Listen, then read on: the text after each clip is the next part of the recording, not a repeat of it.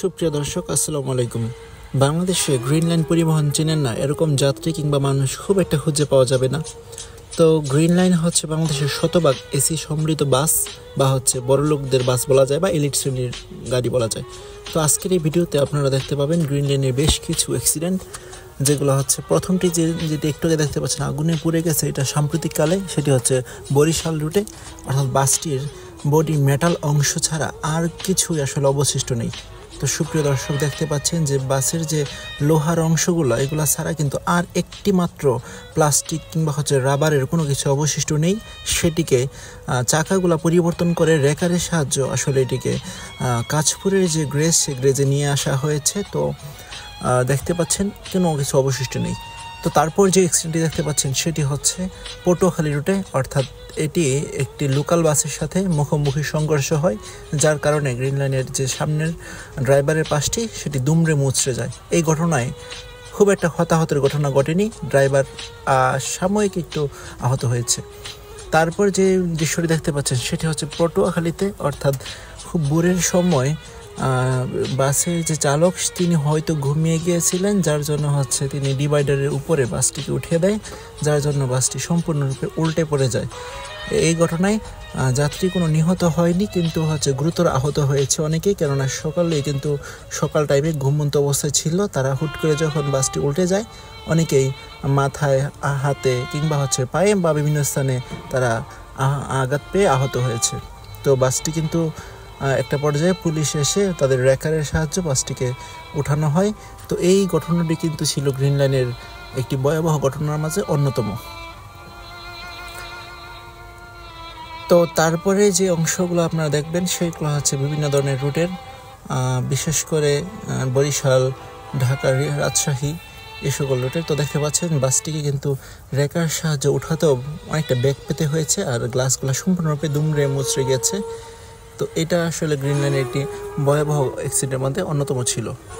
তারপরে যে বিষয়টি দেখতে পাচ্ছেন সেটি হচ্ছে যে বরিশালের রুটেই, অর্থাৎ সেটি যখন প্রচণ্ড রকম বৃষ্টি আসে, যার জন্য হচ্ছে রাস্তা স্লিপার বা পিচ্ছিল থাকার কারণে বাসটি নিয়ন্ত্রণ হারিয়ে একটি 3 চাকার ইটবাহী গাড়ির সাথে মেরে দেয়।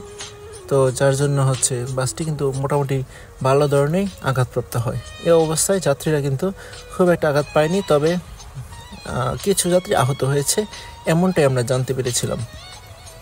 তো বৃষ্টি আসলে ওয়ান যে গাড়ি বলেন বা স্কেনিয়া বলেন, তাদের ব্রেক যে কন্ট্রোলিং সিস্টেম সেটা অনেকটাই কমে যায়, কেননা রাস্তা প্রচণ্ড রকম বিচ্ছিন্ন থাকে, যার জন্য হচ্ছে এই ধরনের দুর্ঘটনাটি ঘটে থাকে।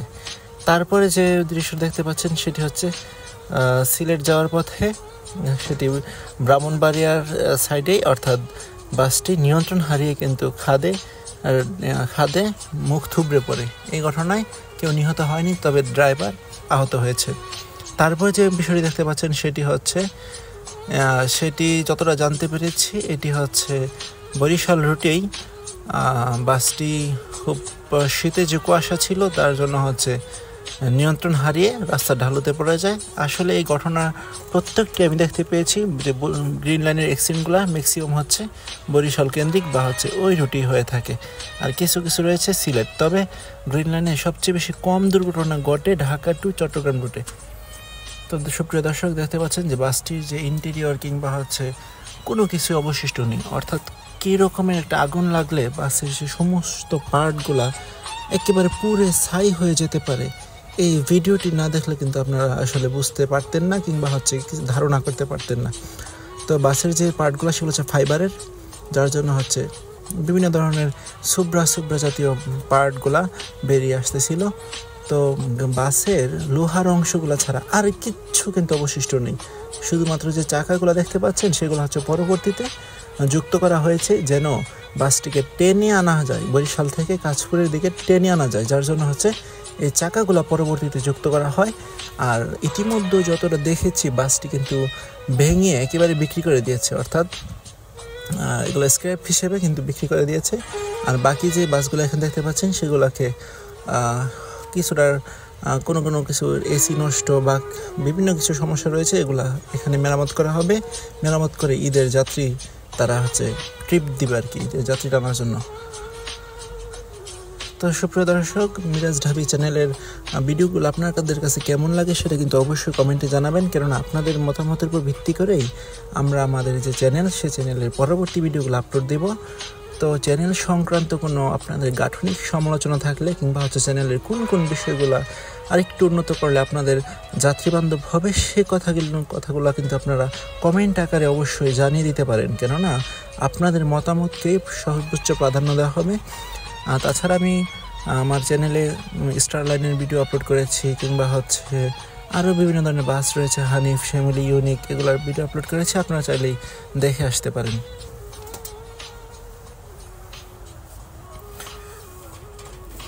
তো দর্শক, আপনাদের কাছে কীরকম লাগলো অ্যাক্সিডেন্টগুলো সেগুলো কমেন্টে জানিয়ে দেন।